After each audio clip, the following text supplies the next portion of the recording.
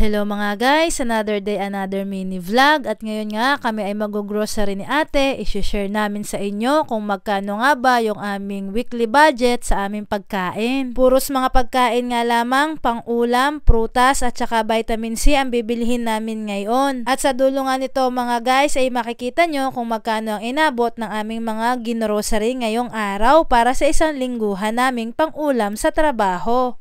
Bale, ang menu nga pala namin ngayong week ay puro chicken. Nakita nyo naman na bumili kami ni ate ng chicken thigh at saka chicken breast. Ibibake lang namin yon kaya kami bumili ng olive oil para healthy.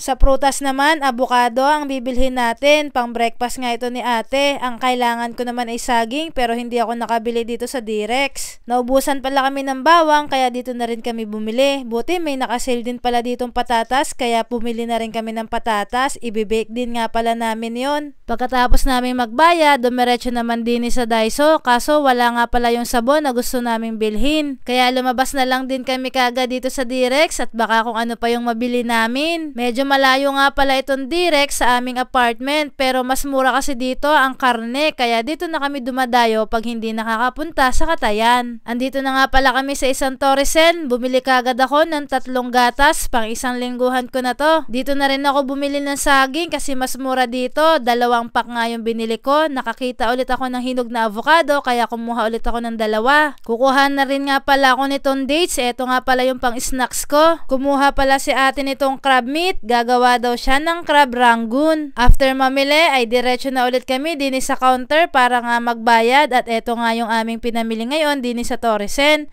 At lahat nga ng aming pinamili ay umabot ng 8,000 yen para sa isang linggo.